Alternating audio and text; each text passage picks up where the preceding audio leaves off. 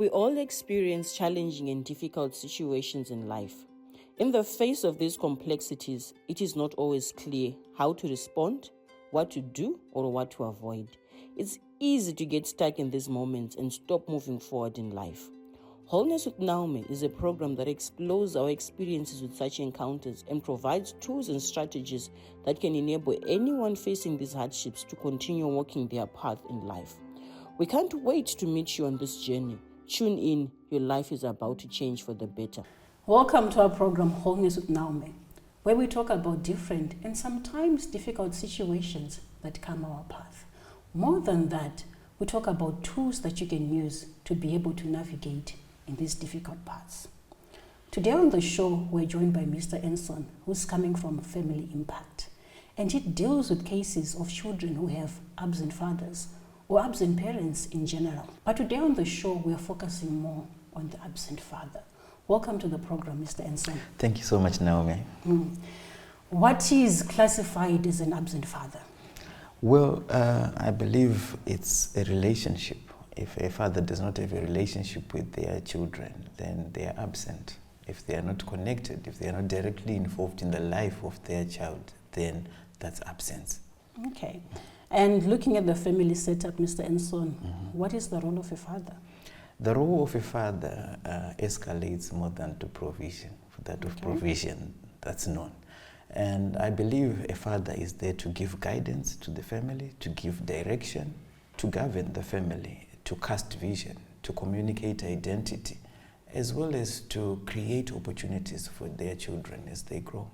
Those are many different roles. Yeah, but obviously society focuses on the provider.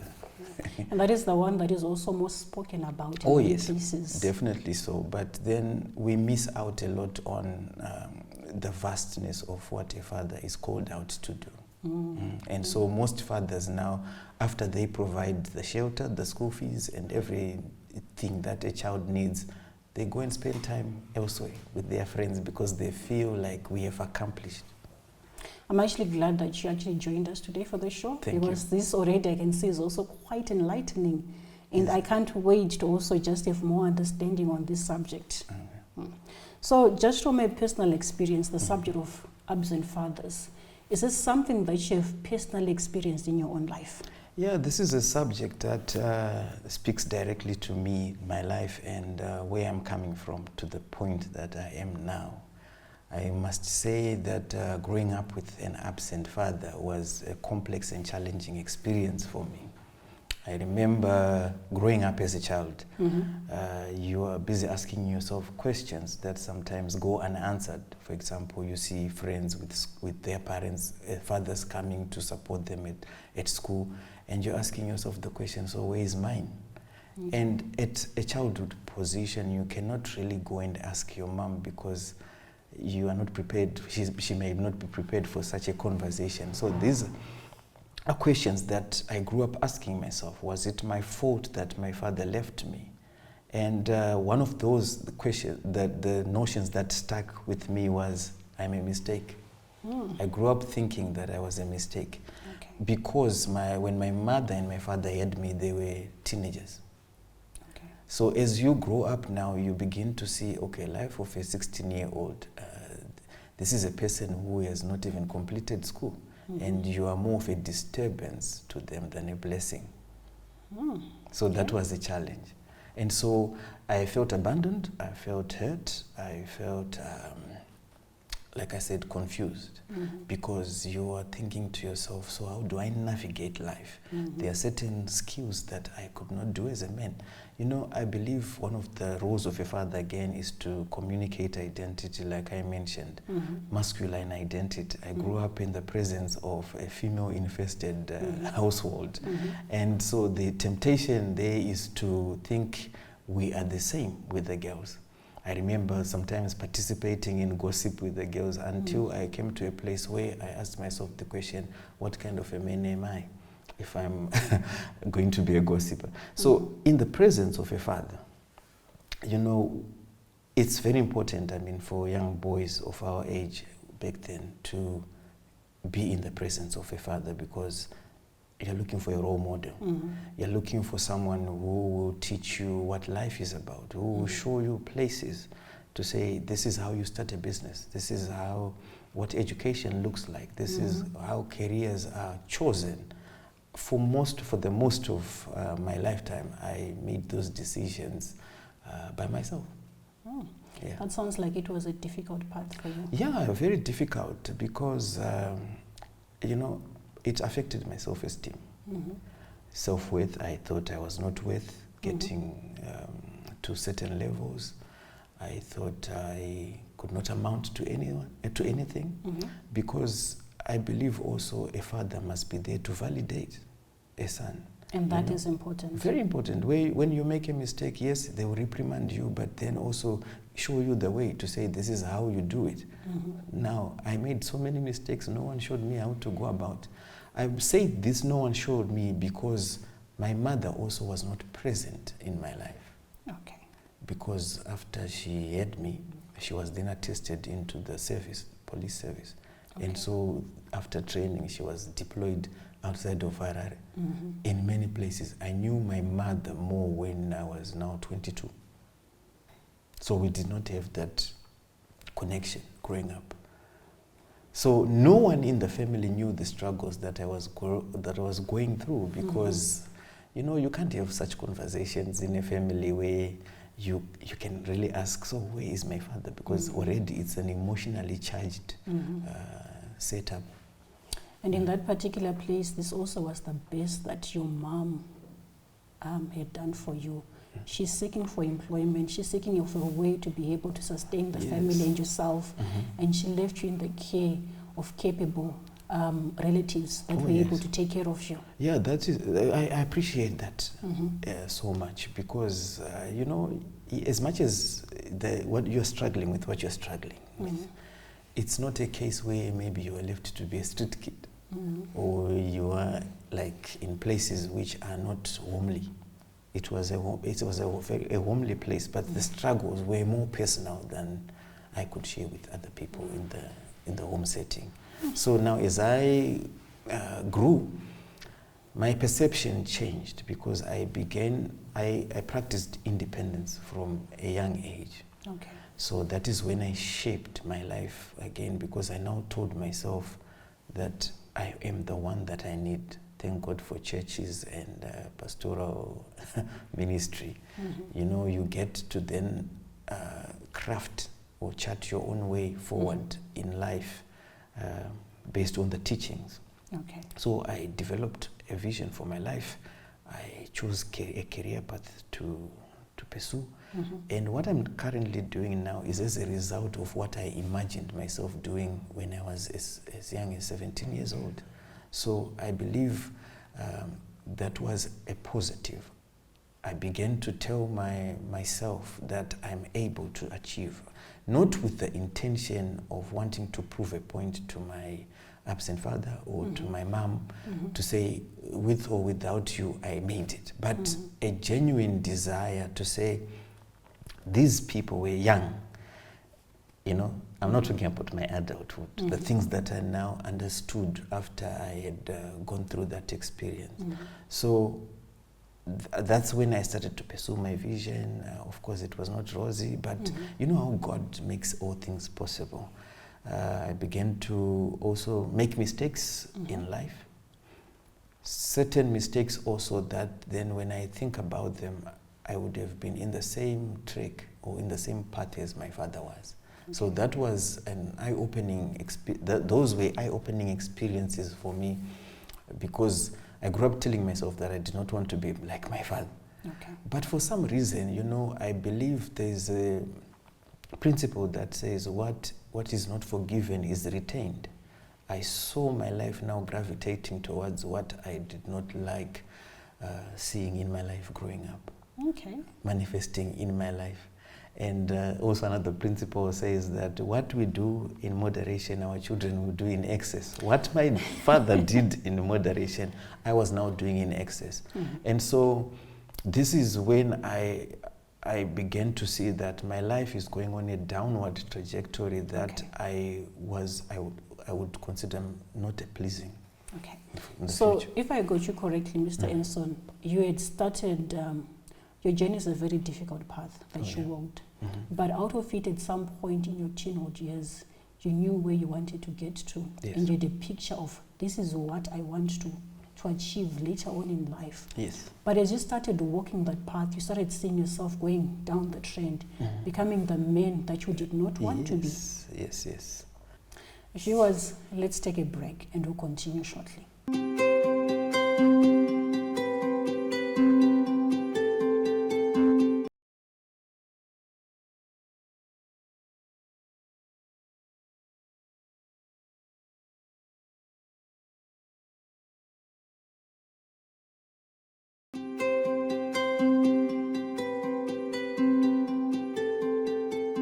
Welcome back to our program, Wholeness with Naomi. Before we went on a short break, Mr. Enson was just sharing with us about the life that he lived growing up, the life where he experienced without his father being present, the challenges that he faced, and currently where he is at right now. So as you were just sharing, Mr. Enson, you were talking about, I started seeing myself going down a downward trend. Mm-hmm. What had happened there? Well, you see, as you grow up, like I said, I had no guidance for life. And every child also goes through stages where they start to experiment on things. And yeah, I had gotten to that place where, you know, appetites had changed. I was no longer that young boy. You know, you start seeing beautiful girls and the desires begin to pop up, and you know, you are responding to okay, let me say to biology. And it's a normal phase, I guess. But I then took it to another level. Yes, that's when I'm saying to say, I then realized that this is not the life that I wanted, or rather that I want to be defined by. Okay, so at a certain point, I got born again. Okay. So this is the time where you were realizing that life is not going where I want to go. I'm becoming like that man that I did not want to be. Yes. And you got born again. How did that happen? My born again, my experience receiving Christ. Okay, so I was now an alcoholic, serious alcoholic. I had started drinking when I was 14. But you know how it is, you don't have money of your own. But then I started working after school when I was 20. That was the genesis of my drinking career. And so 3 years into time, I then became sick. I fell sick. But yet I was still drinking. And then to the point then I realized I was almost killing myself because of abusing alcohol. You know, so I feel like part of the reason, or the reason why I started drinking was to silence voices that I kept on having in my mind. You know, those questions that I was telling you about. Because, you know, when you are young, there's a set of questions that you have about the absence of your father. When you get to a certain stage like teenagehood, you get another level of understanding about him, because there's more information coming. You know, there are those relatives just come and throw in a point and say, I know your father. It was so and so. And then when you are now in your 20s, because of maturity, you also get another cluster of information that can potentially define your life. And so this is when I realized to say, a dead father, a father who died, is better than an absent father. Okay, why do you say that, Mr. Enson? I say that because, you know, you can mourn your father. Remember the memories that you shared, the both of you as a family. But with an absent father, you see, at any given point, you receive these clusters of information about him. It's like a treasure hunt that you are going through, you know, in your life, never ending. At some point, an absent father can just then call you and say, I'm coming to see you for Christmas. You are so excited, you want to see him. At the same time, you don't know, should I be excited or should I not be excited? Christmas comes, he does not come. And so there are so many emotions, you know, that goes through your mind. That's why I'm saying Baba wakafa varinani than an absent father, because you get closure at the end of the day. And to know that my father, yes, he's dead, he's buried there, but these are the memories that I have of him, good or bad, but then you have the closure. Now, like I'm saying, in my professional life, I deal with even men who grew up with absent fathers. They struggle to be men because they have no model or framework that shaped them or taught them how to be a man. I actually wanted us to go to the work that you're currently doing. Okay. And from just what you're sharing, it sounds like the work that you're doing in Family Impact came as a result of your own personal journey, of something that you experienced firsthand, and that is what motivated you to lead and to start Family Impact. So as a development practitioner myself, like I said, I had navigated this whole terrain. I knew that this is a gap that needs to be addressed in the civic space. And so we created Family Impact because it's a family-centric organization. Looking around the sector, you see organizations that focus on women, girls, some men, and not the whole cluster, the whole family cluster. So we came up with a model that will help families reunite, that will help families reconnect, that will help families to reconcile. I take examples of my life to say there's a point in my life where I told myself, this is the kind of man that I want to be. Yes, like I said, you know, it's never easy because life has got so many things. You know, there are certain seasons in life where when you are down, but you have to pick up yourself.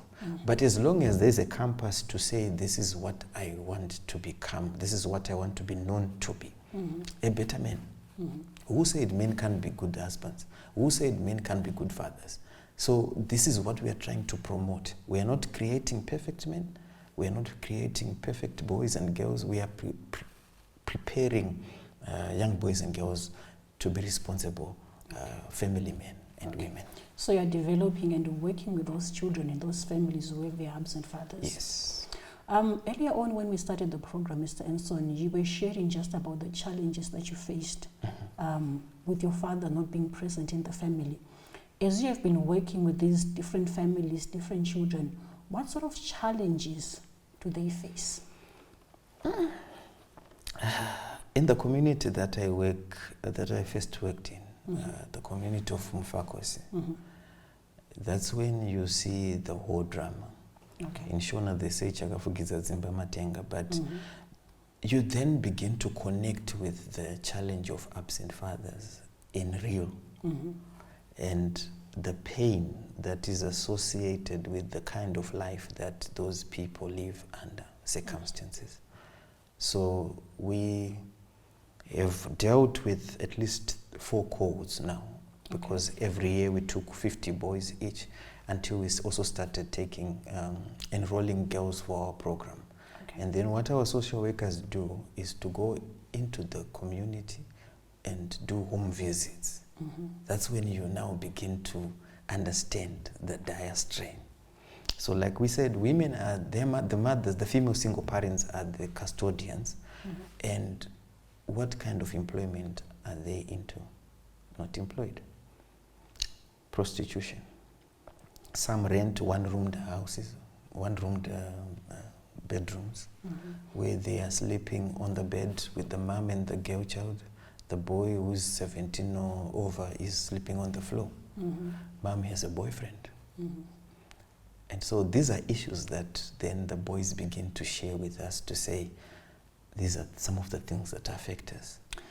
What you're just sharing, Mr. Enson, is something which is quite deep, even for myself, just to comprehend and to be able to picture what life is like for those children and even the mothers themselves. You know, when one is born, you know, no one chooses where the family that they're going to be born into.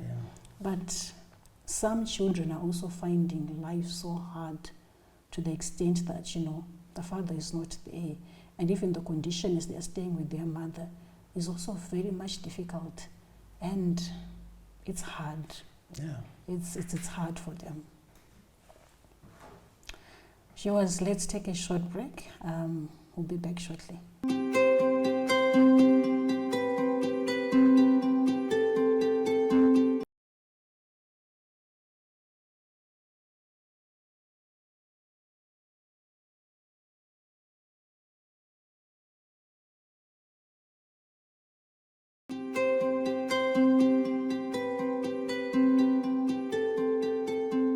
Welcome back, viewers, to our program Wholeness with Naomi. Before we went on a short break, Mr. Enson, you were just sharing about the challenges and the different dynamics that these families find themselves in where the father is absent. Earlier on, Mr. Enson, you were just sharing about the impact that an absent father had on you. Mm-hmm. What are some of the things that helped you on this journey? Okay, so as a young boy growing up, I was privileged to be part of a program that I found I got mentorship from. Okay. And I took it personally because I realized that these were the things that I needed, especially having gone through a life with an absent father. Okay. For example, number one, issues to do with basic plumbing, for example, okay, basic electricity, basic car servicing. The program that I was attached to taught me those skills that ordinarily a present father would just teach their son, you know. And then when it comes to emotion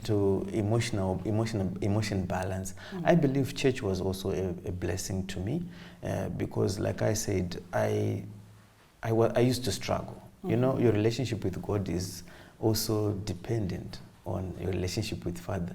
So whenever I would hear the name Father as God, it was very difficult for me to picture God as a good father when my earthly father was not a good father. So it also took spiritual counsel. I also was in the presence of a psychologist who was a good neighbor, who talked me through issues to do with learning to validate myself as a human being, to say I am worthy, I am able. I used to affirm myself. And so the confidence that I have today is not something that it just came. It was something that I was helped through to process. So this also influenced the programs that we are now doing with boys and girls in our community, where we are telling them to say, regardless of the presence or absence of your father, you can still become the person that you should become. I remember I mentioned also earlier to say the challenge that most young boys and girls face is that they grow up blaming because that is the correct thing to do. Yes, your father left you, your father wronged you, but then should you continue crying while you're not doing anything about it? You know? So it is high time that young boys and girls who grow up with absent fathers start to get a grip in their lives, and it saves on time. Yes, and one of the things also, even to mothers who have got the greater responsibility of taking care of their children with absent fathers, I believe the power of the narrative. Okay. Mothers, what is that? Mothers control the narrative, like what happened, the question, what happened between your father and I? They control the narrative because they are the ones who are taking care of their children. And so whatever a mom says goes, because she's the one whose voice is heard at the moment. I don't know what my father did because he hasn't shared his story with me. So whatever my mother says goes. And one of the experiences that I realized even in the programs, some would say that my mother told me that my father died. But then one day I met my tete, who's my father's sister, and we were together with my mom. And my mom was very embarrassed because she thought I would never have that encounter. And what that did is that it just created in me it created in me curiosity to know who my father is. I would like to just pause on that, Mr. Enson, and I want us to go a little bit deeper on that subject. So I want you to just take us through, because we also have mothers who are sitting, who are watching. We also have children who are sitting and watching. What sort of information and at what age can be appropriate for a child We're also talking about a woman that may also not have fully healed through the things that happened between her relationship and the father. What sort of information, which is age appropriate, can she also share such that she builds on the correct and the right narrative to the child? When we talk about the mother's narrative, there's always the positive narration and the negative narration. Okay. And my advice to mothers is for them to just always begin on the positive. There's no need for you to lie, regardless of the age, because there are categories of absent fathers. So there are certain families that know their father, but they left maybe through a divorce or other circumstances. So the children may be privy to certain level of information. Then there are those who are just impregnated, and then they're just left like that. And so, it depends also with the pain of the mother.